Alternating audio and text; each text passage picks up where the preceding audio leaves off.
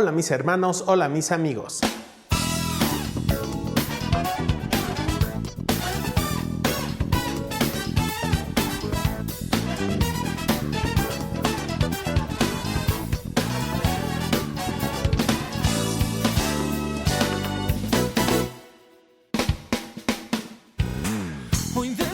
Hemos llegado al estudio de la Parashá Shoftim. Es muy interesante, mis hermanos, todo lo que hay que aprender en esta Parashá. Estamos en días lluviosos, estamos también acercándonos al tiempo de las fiestas de otoño. Y es muy importante que esto podamos aprenderlo. Todo lo que la Parashá Shoftim tiene para nosotros al mismo tiempo, cómo es que esto armoniza con las fiestas de otoño. Vamos a aprender lo que tiene que ver con los jueces, pero también vamos a aprender lo que tiene que ver la conexión del Mesías con Moisés. Mis hermanos, comencemos el estudio de esta Parashá. Comencemos nuestro estudio. Parashá 48, Shoftim. Lectura de la Torá, Deuteronomio capítulo 16, verso 18, al capítulo 21, verso 9. La Haftará, que es la armonía, se encuentra en el profeta Isaías, capítulo 51, verso 12, al capítulo 53, verso 12. Shoftim significa jueces. Primer tema, jueces, justicias y ley. Capítulo 16, verso 18 dice: nombrarás para ti jueces y oficiales en todas las ciudades que Jehová tu Dios te da, según tus tribus, y ellos juzgarán al pueblo con justo juicio. Un juez es una persona que ha recibido autoridad para pronunciar sentencia de acuerdo a la Torá y la Halajá sobre las obras o palabras de otras personas. El juez tiene que condenar al culpable y absolver al inocente. Los oficiales son los que ejecutan las órdenes del juez, así que estos dos tipos de funcionarios tienen que trabajar paralelamente para que la sociedad se beneficie de ellos. Me gustaría que observáramos algo muy importante, y es al principio capítulo 16, verso 18, donde dice: nombrarás para ti. Aquí podemos observar el detalle, que es nombrar. ¿Quiénes van a nombrar? El Eterno le está diciendo al pueblo que ellos sean los que se encarguen de hacer el nombramiento, que ellos sean los que los escojan, los que los evalúen y los que los establezcan como jueces, como oficiales. Y eso es muy importante, mis queridos hermanos. ¿Por qué? Estamos quizás muy acostumbrados a que las autoridades que tenemos en la parte religiosa, en la parte de nuestras comunidades, son autoridades que de algún modo son impuestas. Nos dijeron es que ellos son y ustedes solamente tienen que obedecerlos, sujetarse. Yo vengo de una cultura donde se nos dice continuamente, se nos decía continuamente que no debemos de cuestionar, sino debemos de sujetarnos, que en la obediencia está la bendición. Y efectivamente sí, pero es en la obediencia hacia el Eterno. Y en muchas ocasiones se nos olvida que esos hombres deben ser puestos por nosotros, deben ser establecidos de entre nosotros, de manera que nosotros podamos estar observando continuamente cuál es la integridad de su vivir y cuál es la manera de su proceder. Así que si nosotros podemos observar que hay algo que es turbio, que es sospechoso, que no cumple con integridad, que no cumple con una forma adecuada de vivir, nosotros podemos demandar de ellos cuentas, podemos decirles y pedirles que aclaren situaciones de manera que su testimonio no se vea afectado. Llegamos en algún momento a creer inclusive que sufrían de algún tipo de inmunidad diplomática, como inmunidad ministerial, pero podemos observar en la Escritura que no son nombrados por el Eterno, sino son nombrados por nosotros, nombrados para nosotros. Entonces aquí nosotros debemos de considerar esta parte muy importante sobre los jueces y los oficiales que hemos establecido, que hemos puesto dentro de las comunidades donde nos encontramos. Continuamos observando. Más adelante dice: en todas las ciudades había tres tipos de tribunales en Israel, con 3 jueces, 23 jueces y 71 jueces. Las ciudades con menos de 120 habitantes tenían un tribunal, un Beit Din, de 3 jueces. Las ciudades con más de 120 habitantes tenían un Beit Din de 23 jueces, llamado Pequeño Sanedrín. Las cortes de 3 jueces solo podían dictar sentencias sobre asuntos monetarios. Para dar una sentencia de vida o de muerte, hacía falta un tribunal de 23 jueces. En Jerusalén había 3 tribunales, 2 de 23 jueces y uno de 71, en el cual el sumo sacerdote era el líder principal. Este último fue llamado el Gran Sanedrín. Los hombres del Gran Sanedrín se reunían en un lugar designado para ellos en el templo. Y hermanos, aquí podemos observar esto muy interesante también. En muchas ocasiones, tener solamente una persona en una congregación, una persona al frente, no es muy adecuado. Conforme podemos observar en la Escritura, no es suficiente una sola persona, sino ya sobre cierta cantidad debe de haber más personas al frente. No es que haya un pastor, no, realmente no. En los textos del Nuevo Testamento no había un pastor como pastor de pastores, sino más bien había alguien que presidía. Era quien estaba al frente, pero para dar como en un ejemplo, como en un debate, dar los lugares a cada quien, pero no era el señor de ellos, no era el jefe de ellos, más bien se encontraba como una persona que presidía, que llevaba como que el orden de la reunión. Solo era eso, no era mayor que los demás. Eso lo podemos observar aquí. No había un juez, sino había 3 y de ahí hacia arriba, por lo menos 3.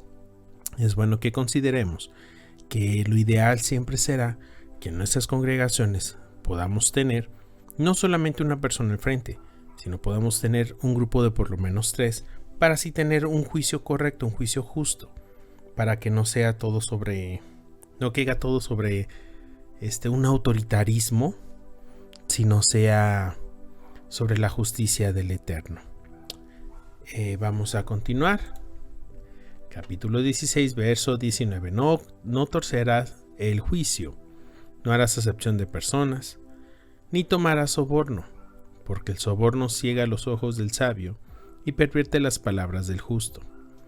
La palabra hebrea que ha sido traducida como justicia o juicio es mishpat. Para no torcer un veredicto, como no se puede seguir la justicia que le parezca bien al hombre, sino la que Jehová manda en su Torá. Esto es muy interesante, quiero aclararlo porque quizás no lo leí bien. Se refiere a no decidir según nuestro parecer, nuestra perspectiva, nuestra experiencia o nuestra consideración. Con las cosas de la Torá, con las leyes del Eterno, hay un detalle. No podemos ser flexibles, no podemos estar cometiendo ciertos ajustes. No podemos estar así como el que agarra la flor y dice me quiere, no me quiere, me quiere, no. Este sí, no, este sí, no. Tenemos que tener el entendimiento completo y al ejercer justicia o juicio debe de ser con un entendimiento de la Escritura, no con nuestro parecer, sino conforme lo dice ahí. A eso se refiere este verso, a hacerlo de la manera correcta. En Romanos capítulo 2, verso 20, capítulo 7, verso 7 y verso 12 está escrito: tienes en la Torá la expresión misma del conocimiento y de la verdad. ¿Qué diremos entonces? ¿Es pecado la Torá? De ningún modo. Al contrario, yo no hubiera llegado a conocer el pecado si no hubiera sido por medio de la Torá, porque yo no hubiera sabido lo que es la codicia si la Torá no hubiera dicho no codiciarás. Así que la Torá es santa y el mandamiento es santo, justo y bueno. Esto es por el comentario que podría o que resulta muy seguido. Más de lo que se imaginan, mis hermanos, es que ya no es la ley, ya es la gracia. Es que la Torá, no se puede seguir la Torá. Es que eso ya es del Antiguo Testamento. No, mi hermano, mire.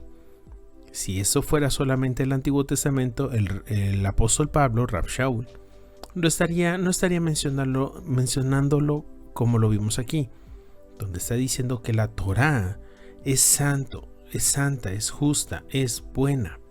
El mandamiento así es. Vamos a leer lo que dice Mateo capítulo 23, verso 23 en la sección B. Lo más importante de la Torá la justicia, la misericordia y la fidelidad. Estas son las palabras del Mesías, de Yahshua de Nazaret. En la Torá está expresada la justicia del Eterno, que es la base para un veredicto correcto.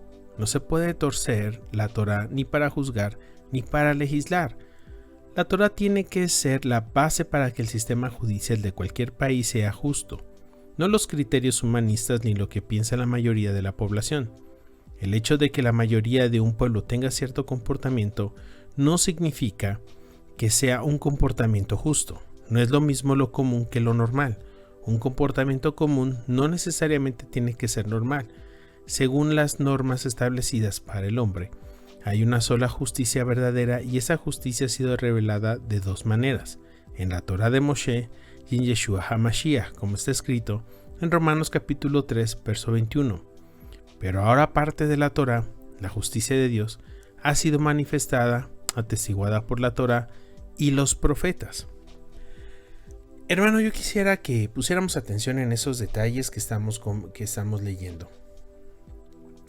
No necesariamente lo que es común quiere decir que sea normal.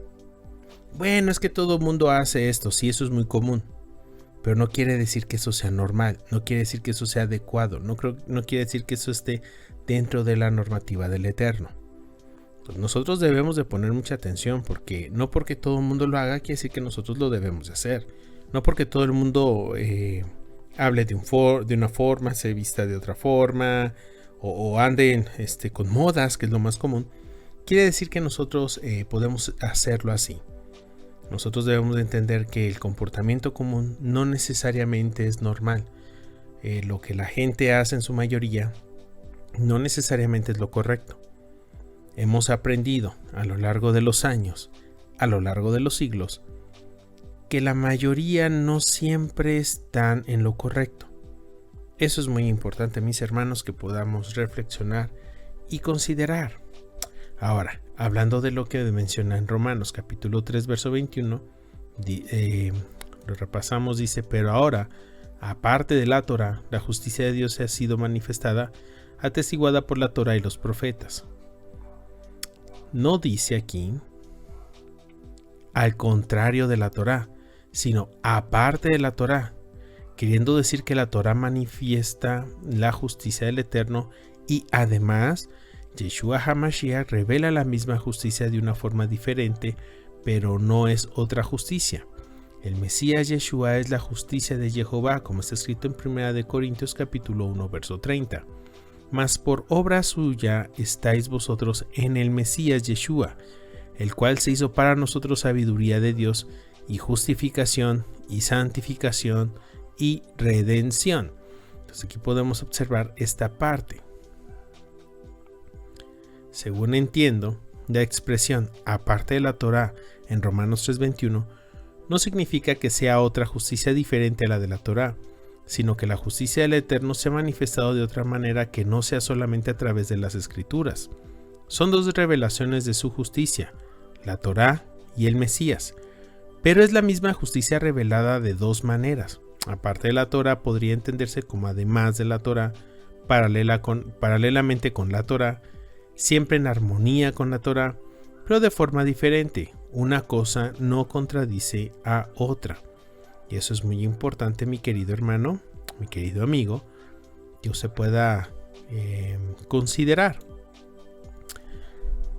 El Mesías no se revela y no expresa nada contrario a la Torá. En este momento muchos de nosotros, quizás los que me escuchan, lo podrían estar creyendo ya. Habrá quien no, habrá quien esto le esté generando un poco de conflicto. Pero es que la Torá, el Mesías armoniza en todo en la Torá. Muchas ocasiones no llegamos a ver el mensaje completo, porque lo que nos ha faltado ha sido disciplina del estudio de la Torá. Cuando tenemos la disciplina del estudio de la Torá y de los profetas, vemos las obras que realiza el Mesías y podemos encontrar completa la armonía en la Torá y en los profetas. De manera que podemos darnos cuenta que el Mesías nunca expresó, nunca enseñó, nunca señaló nada que no estuviera basado o hecho o hablado en la Torá y en los profetas. Eso es muy interesante, mis estimados hermanos.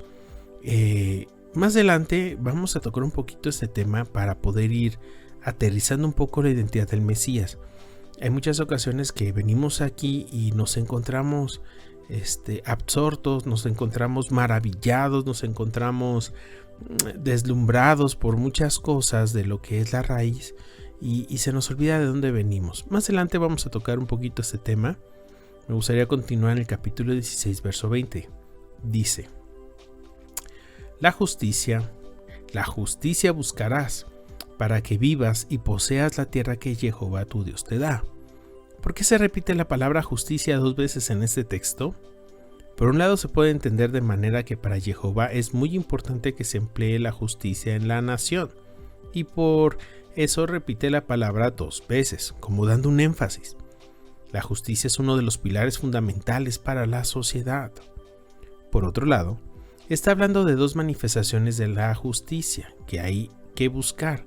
En hebreo dice perseguir. Regresamos para entenderlo. La justicia perseguirás. ¿Ok? Como hemos visto antes, la primera está en la Torá escrita. Hay que perseguir esa justicia para obtener una vida larga en la tierra, como con shalom, paz y prosperidad.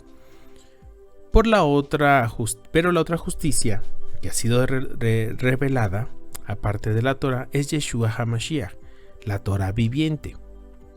Hay que perseguir esa justicia de Dios dada por medio de Yeshua el Mesías para obtener la vida eterna, como está escrito en Romanos capítulo 3, verso 22 al verso 24. Dice así: es decir, la justicia de Dios por medio de la fe en Yeshua el Mesías para todos los que creen, porque no hay distinción, por cuanto todos pecaron y no alcanzaron la gloria de Dios, siendo justificados gratuitamente por su gracia por medio de la redención que es en el Mesías Yeshua.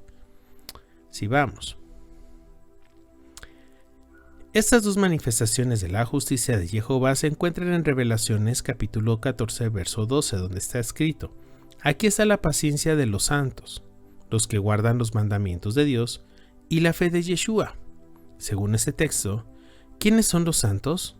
Los que buscan estas 2 manifestaciones de justicia, la Torá de Moshe y la fe en Yeshua. Hermanos, eso es muy importante, porque aquí debemos de observar que habla de doble manifestación de la justicia. Sí, la justicia que podemos encontrar en la Torá y la justicia que viene revelada a través de las enseñanzas de nuestro Maestro y Mesías Yeshua de Nazaret. Y hermano, esto es algo que a veces olvidamos, tanto como identificarnos con nuestro Mesías Yeshua, así como identificarnos con la Torá. Los dos son uno mismo. La Torá nos lleva y nos revela el Mesías, y el Mesías nos introduce hacia la Torá. Los dos van de la mano, los dos van juntos. Cuando empezamos a observar Torá, pero empezamos a dejar de ver al Mesías, a Yahshua, no, es que sabes que pues bueno, nuestros hermanos de allá de la tribu de Judá, pues por algo, y empiezan a rechazar a Yahshua, están perdiendo el balance completo. Se han dejado llevar. Hay quienes solo se van hacia Yahshua. Bueno, ya de algún modo ya salieron del cristianismo y vienen, pero solamente Yahshua, y no quieren ver la manifestación de la Torá. Son como personas que observan, solamente observadores de la Torá, pero no quieren ser introducidos a la vida que está allí escrita. Hay más riesgo en el primero que mencioné, cuando uno empieza a caminar buscando las raíces de nuestra fe, las raíces hebreas de la fe, y empezamos a ser conducidos hacia allá. Es muy padre observar a nuestros hermanos la casa de Judá, ver cómo se gozan, cómo lo disfrutan, cómo se apasionan, cómo están metidos en la Torá, y nosotros vemos esa pasión y no sé si sea la palabra correcta, pero hasta cierto punto nos mueve con cierta envidia, con cierto deseo. Yo también quiero hacerlo, yo también quisiera vivir así.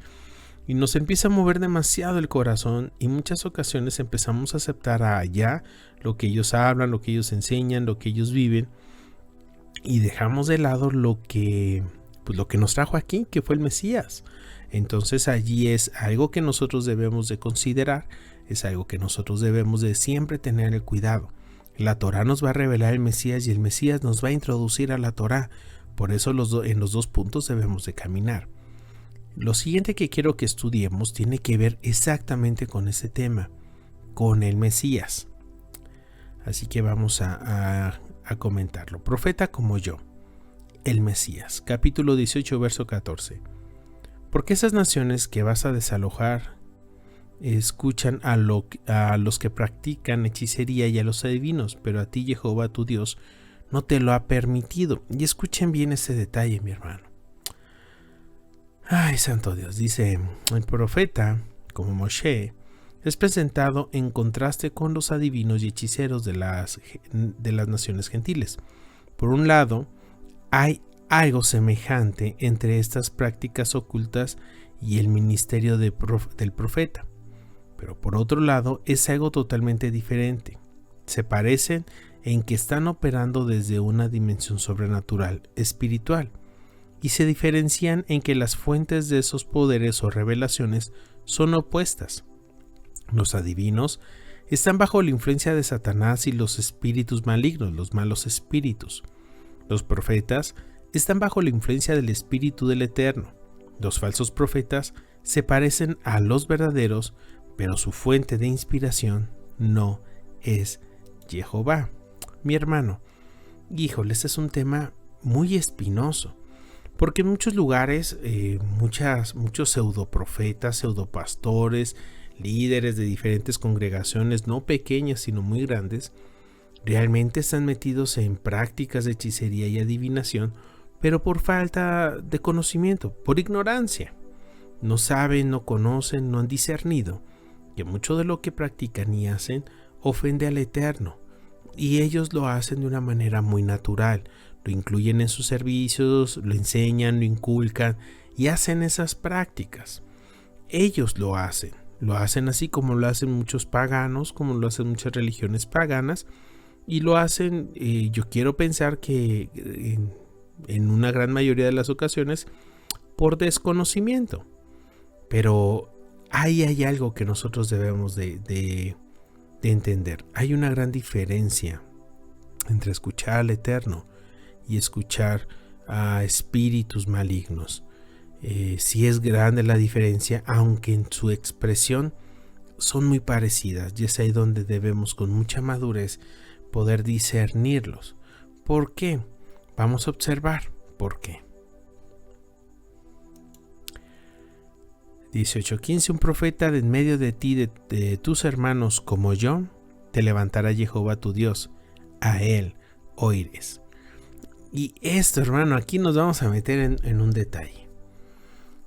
En la actualidad, no en todas las ocasiones, no voy a generalizar, la gran mayoría identifica profetas como alguien que viene de alguna manera, que bajo cierta inspiración, aparentemente la de Dios, hablan palabras sobre el futuro, palabras así. He visto, eso sí yo lo he visto, que a ver, pongan una fila, hagan una fila y van a pasar todos con el profeta y él les va a profetizar. Y resulta que todos se ponen en una fila y el profeta tiene para todos. Ay, padre. Y a todos les dice algo sobre su futuro y se la pasa en esa parte. ¿Saben qué es lo más interesante? Que cuando empiezan a hablar de la palabra de Dios, no tienen ni la más mínima evidencia, no tienen ni la más mínima doctrina con relación a esto. He llegado a escuchar sermones tan sacados, tan fuera de cualquier idea, de cualquier base, de cualquier fundamento, de cualquier origen bíblico, y se basan en interpretaciones de revelación totalmente personal. No quiero decir algo en específico, pero algo muy parecido a lo del expresidente de Venezuela, del presidente de Venezuela, donde dice que un pajarito le habló. algo quizás muy, muy parecido, donde tienen ellos experiencias de esa índole, pero nunca dicen que la palabra de Dios, que fue a través de la palabra del Eterno. ¿Por qué hago este comentario? Por esto, el término español profeta viene del latín profeta, de origen griego. Profetes significa hablar en vez de, ser portavoz de, hablar ante alguien, hablar en voz alta. En griego también significa predecir. Esto en el sentido griego.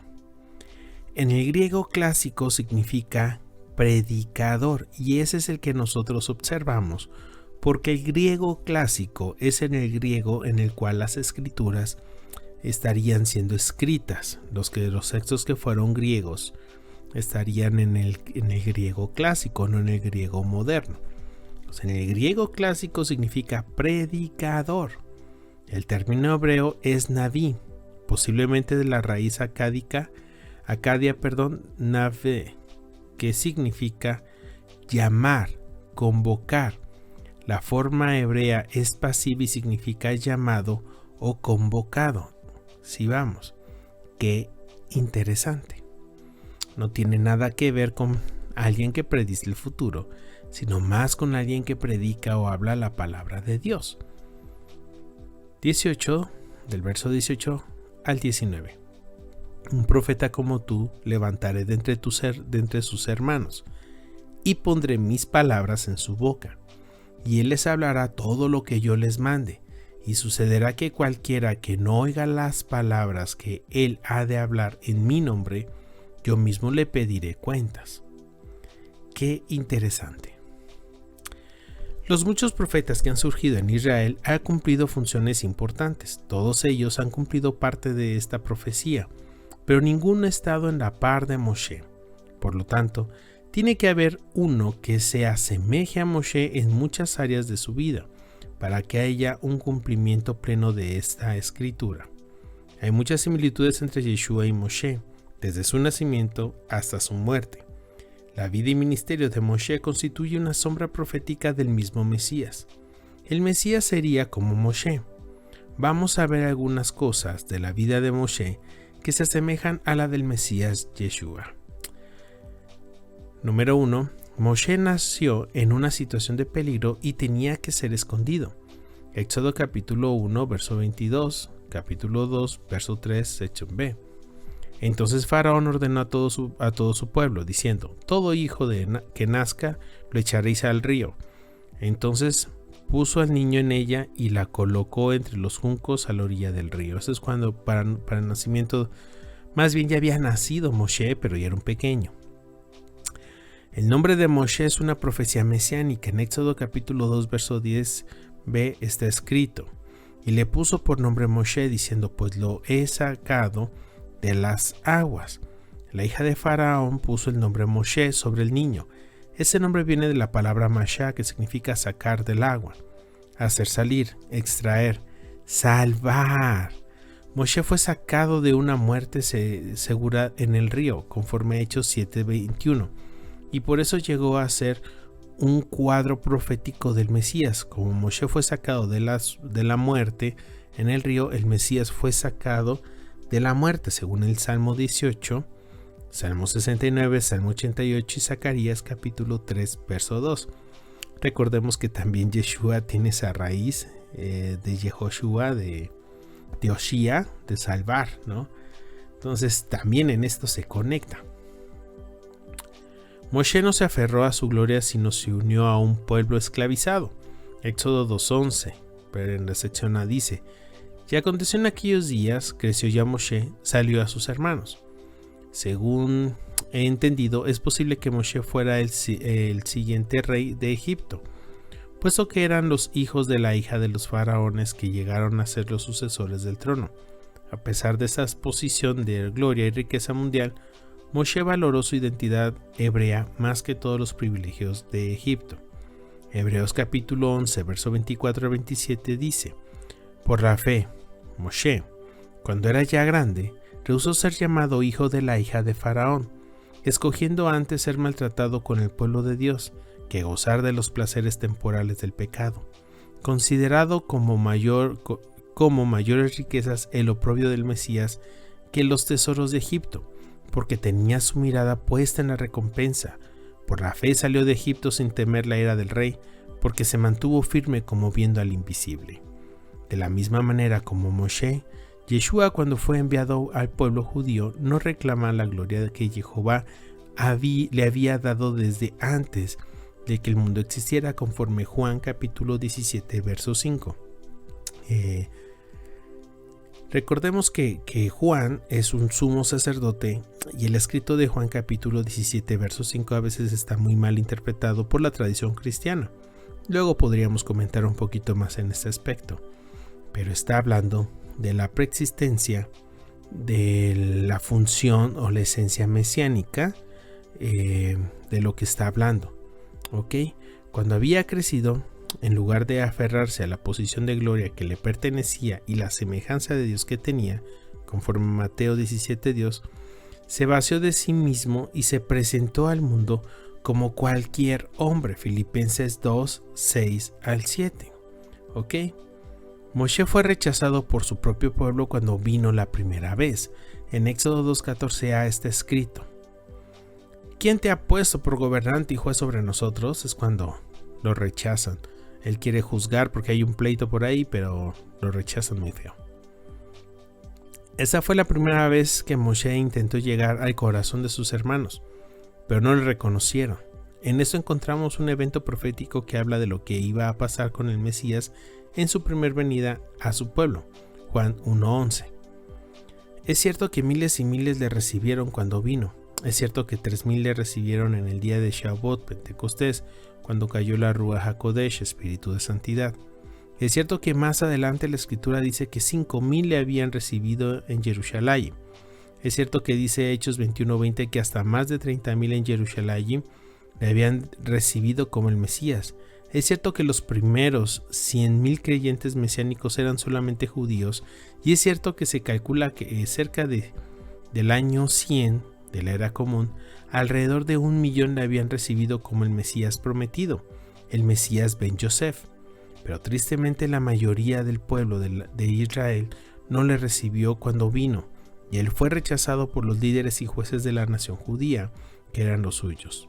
Por esto él les fue quitado durante mucho tiempo, para luego ser presentado otra vez con poder, igual que Moshe, como dice también el Midrash. Y observen lo que dice aquí el Midrash, es muy interesante. El Redentor futuro será como el primer Redentor, Moshe, al igual que el primer Redentor se reveló y luego se escondió de ellos. Así el Redentor futuro se revelará a ellos y luego se esconderá de ellos. Qué interesante, ¿verdad? Lo que uno se encuentra en el Midrash. Bueno, Moshe volvió a Israel después de mucho tiempo. Ese es el número 5. Éxodo 2:23 está escrito: y aconteció que pasado mucho tiempo, ya después de 40 años, de la misma manera el Mesías va a volver después de mucho tiempo a Israel con la autoridad de Jehová para liberar definitivamente a los hijos de Israel de la opresión del sistema del nuevo orden mundial. Número 6. Moshe fue enviado para enfrentarse directamente con el faraón y destruir su poder mágico. Éxodo capítulo 3 verso 10, ahí dice: ahora pues, ven y te enviaré a faraón. Esa es la palabra del Eterno a Moshe. De la misma manera el Mesías vino al mundo para deshacer las obras de Satanás, como está escrito en 1 Juan 3:8b. El Hijo de Dios se manifestó con ese propósito, para destruir las obras de Satanás, ese poder mágico. 7. Moshe fue enviado para liberar al pueblo de la esclavitud bajo el faraón en Egipto. Éxodo 3:10b está escrito: para que saques a mi pueblo, los hijos de Israel, de Egipto. Ese es el propósito. El faraón simboliza a Satanás, Egipto simboliza el mundo, y la esclavitud de nuestros padres simboliza la esclavitud de los seres humanos bajo el poder del pecado que mora en ellos. Número 8. Moshe reveló el nombre santo al pueblo. Éxodo capítulo 3 verso 16a está escrito: ve y reúnan los ancianos de Israel y diles Jehová. Esto es algo bien interesante porque sí lo conocían, pero no por el nombre. tenían otra manera de acercarse al Eterno. Ellos utilizaban quizás los términos como Shaddai o Él.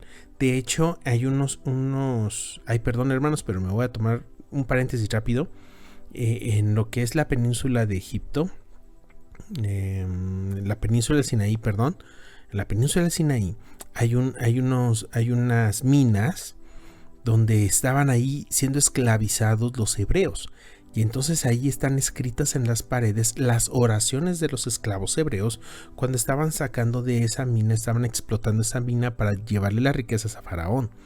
Entonces ellos clamaban allí y estaba escrito en las paredes y ellos utilizaban Él, así lo escribían, Él, sálvanos. Es muy interesante porque definitivamente ellos no clamaban o no le hablaban por su nombre, le hablaban como Él, de Elión, el más alto, altísimo. No sé si me explico. No utilizaban su nombre sino un título, una presentación o lo que ellos sabían que era. Entonces, aquí en este punto es lo interesante porque cuando Moshe se presenta, reúne a los ancianos y les revela cuál es el nombre del Eterno. Ok, eso está bastante interesante. Ve y reúne a los ancianos de Israel y diles Jehová. De la misma manera vino Yeshua en el nombre de Jehová, como está escrito en Juan capítulo 12, verso 13. Salmo que es conforme al Salmo 118, 25 al 26. Yoshana, sálvanos por favor. Bendito el que viene en el nombre de Jehová, el Rey de Israel. ¡Wow! ¡Qué extraordinario! Como Moshe vino a dar a conocer el nombre de Dios a Israel, así el Mesías Yeshua vino para dar a conocer el nombre de su Padre a Israel. 9. Moshe hizo milagros extraordinarios, claro. En Éxodo capítulo 4, verso 5 está escrito: por esto creerán que se te ha aparecido Jehová, por los milagros que va a hacer.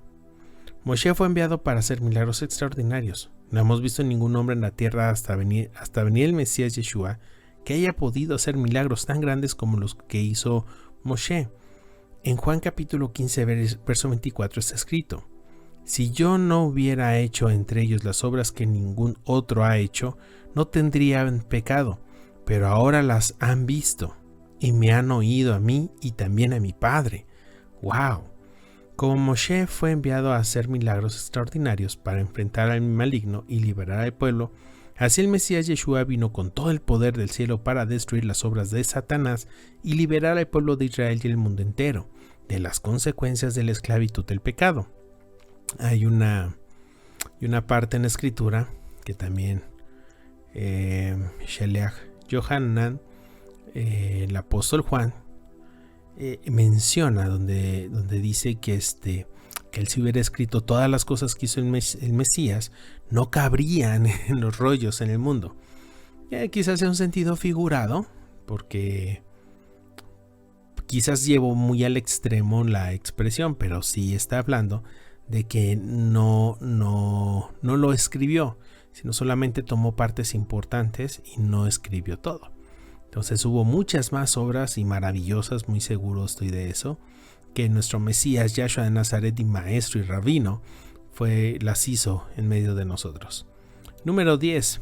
Moshe habló las palabras de Jehová.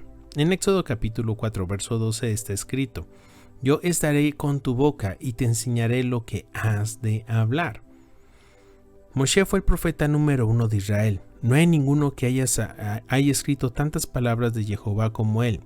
Mediante su ministerio nos ha llegado la revelación de la Torá de una forma maravillosa, y por medio de su vida el Mesías nos dio la máxima revelación de la Torá de Dios, como está escrito en Mateo capítulo 5 versos 17 al 18. Dice así: no penséis que he venido para abolir la Torá o los profetas. No he venido para abolir, sino para cumplir. Porque en verdad os digo que hasta que pasen el cielo y la tierra, no se perderá ni la letra más pequeña ni una tilde de la Torá, hasta que toda se cumpla.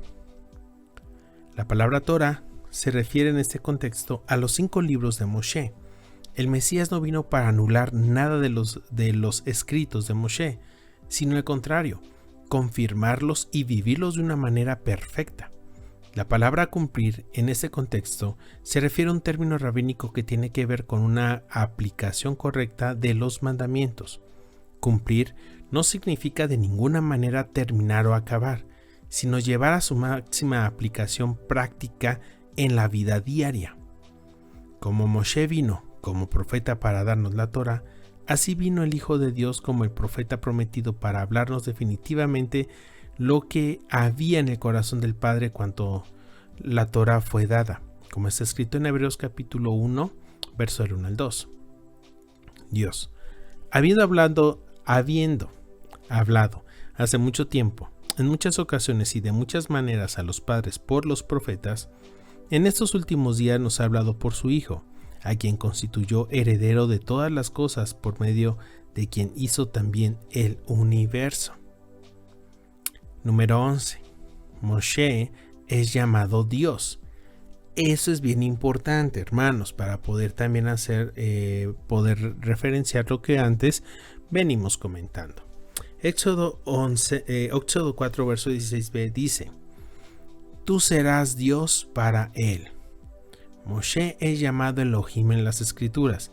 Es exactamente la misma palabra que es usada para el Creador en Génesis 1:1. Elohim es la palabra más frecuente en las escrituras para Dios y es usada principalmente para el Creador, pero también para los ángeles. En un par de ocasiones es usada para hombres, en Éxodo 4:16, Éxodo 7:1, en Éxodo 22:8-9, donde ha sido traducida como jueces, refiriéndose a los jueces de Israel. El título Dios tiene que ver con poder, autoridad y juicio, y en este caso vemos que el Padre delega su autoridad tanto a los ángeles como a los hombres. De esta manera Moshe es llamado Dios por la autoridad delegada que recibió. ¿Ok? Esto es bien importante, porque de hecho el término o la definición actual de Dios quiere decir eso, el Creador. Pero nosotros no podemos no podemos estudiar las escrituras bajo las definiciones actuales, sino tenemos que observar las definiciones de aquel tiempo, las definiciones de la misma escritura, las definiciones de su lenguaje original.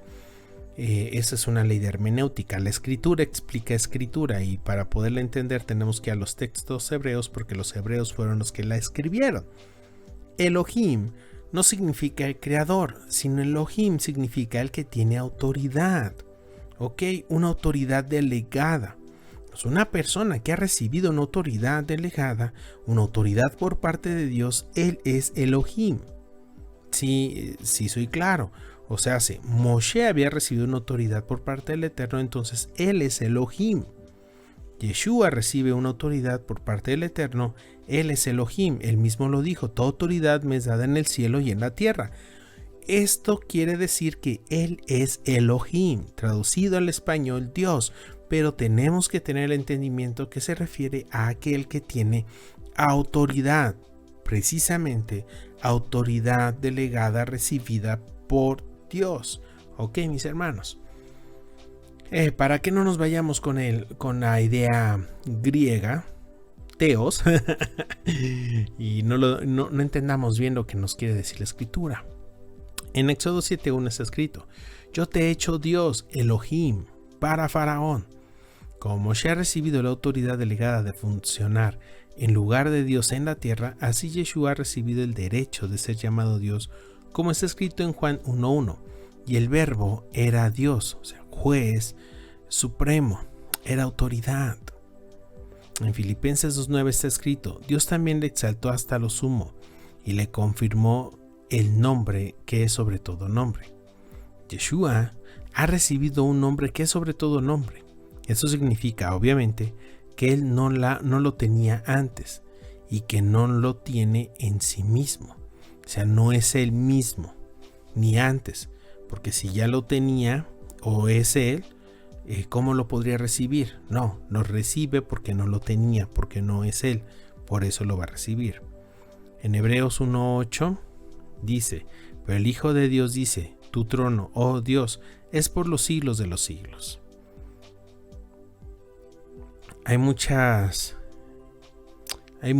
muchísimas áreas de la vida de Moshe que podríamos sacar como sombra del Mesías. Pero vamos a parar aquí recordando las palabras de Yeshua en Juan 5:39 y 46, donde dice: examinad las escrituras porque vosotros pensáis que en ellas tenéis vida eterna, y ellas son las que dan testimonio de mí, porque si creyereis a Moshe, me creeríais a mí, porque de mí escribió él. Hay tanto, hermano. Por ejemplo, la anunciación de su nacimiento de Moshe también tiene que ver con eso. La forma en que legisló, la forma en que enseñó, la forma en que vivió. Hubo muchísimos detalles que hacen armonía totalmente con el Mesías, con nuestro Mesías, Yahshua de Nazaret. Quizás sería muy buena idea que posteriormente hagamos un audio o una clase con una explicación totalmente basada en la Torah, para poder entender por qué él es el Mesías, cuál es la legalidad o la jurisprudencia, bueno, lo que tiene que ver con la parte judicial, conforme la Torah, conforme los profetas, principalmente la Torah, para poderlo aceptar y ver como nuestro Mesías. Porque esto es tan importante, mi querido hermano, mi querido amigo.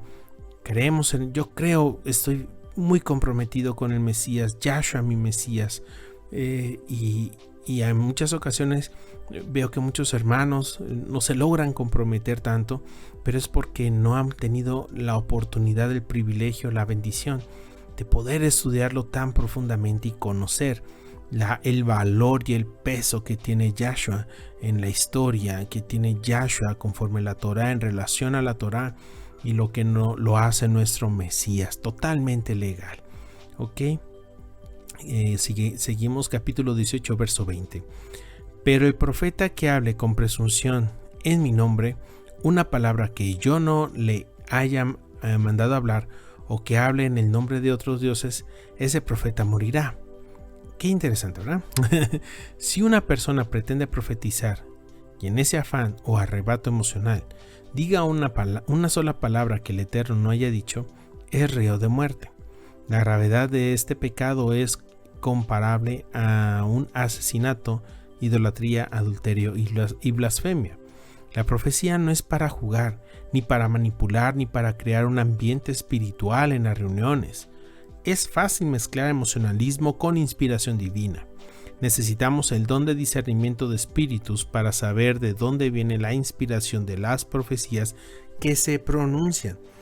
Híjole, mis hermanos, yo en esto he sido testigo de ya algunas cosas, del emocionalismo que se da y las cosas como es de que no se cumplen.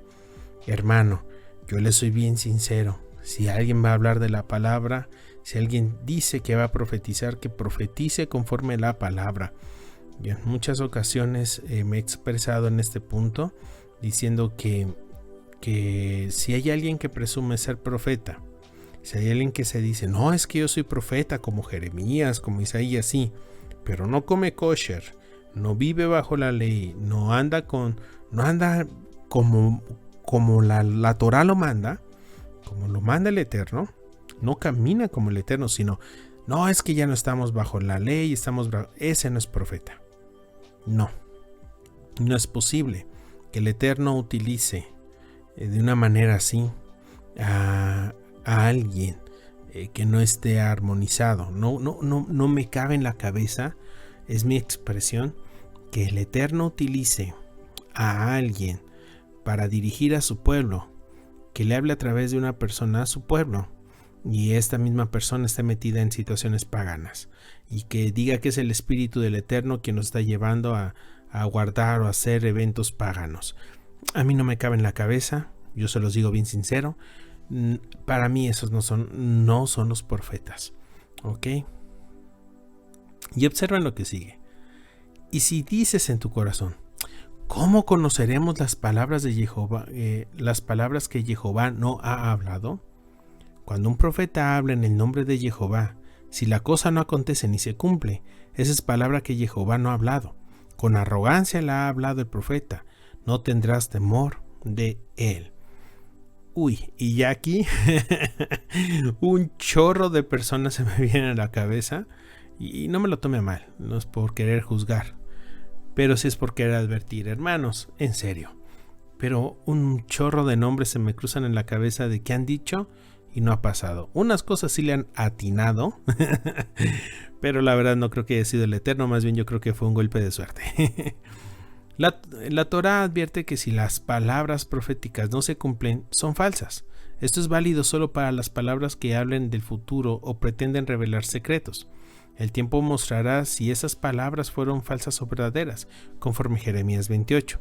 Las falsas profecías, por muy bonitas que sean, producen que el pueblo confíe en la mentira y se rebele contra el plan de Jehová.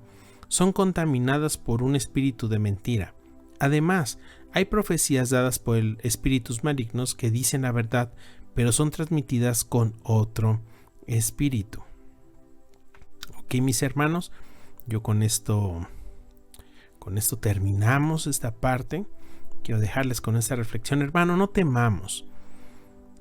Hemos estudiado aquí en la casa, en los estudios que hacemos en Shabbat, cómo es de que si estamos bien conscientes de quién es nuestro Dios, el eterno, único, soberano y poderoso, y somos fieles y obedientes a Él, muchas cosas maravillosas están por pasar en nuestras vidas, cosas que no ha habido precedente en la historia.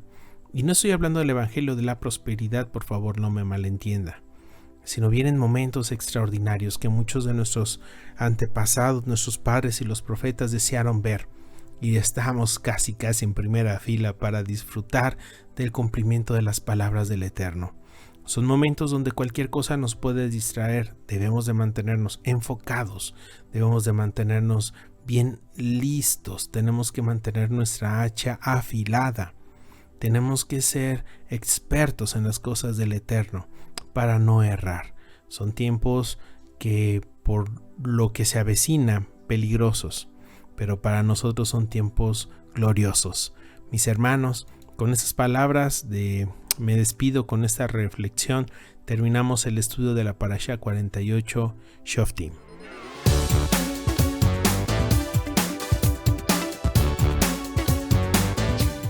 Es maravilloso todo lo que la Parashá, todo lo que la Escritura tiene para nosotros cada vez que nos metemos a estudiarla. Mis hermanos, mis amigos, yo te invito a que sigas preparándote, a que sigas conociendo quién es nuestro Mesías. Es muy fácil a veces dejarnos llevar por lo que dice la gente, para acreditarlo, para descartarlo. Y muchas ocasiones no tenemos ni siquiera el fundamento escritural para ya sea una cosa o la otra. Sin embargo, ahora que estamos estudiando en esta parashá, vamos a poder observar, o estamos observando, esa conexión que tiene Moshe con nuestro Mesías Yahshua de Nazaret. Mis hermanos, yo te quiero seguir invitando a que te prepares. La siguiente parashá tiene cosas extraordinarias y son tiempos de preparación para las fiestas de otoño. Sin más, mi hermano, yo te dejo, aquí me despido y que el Eterno te bendiga.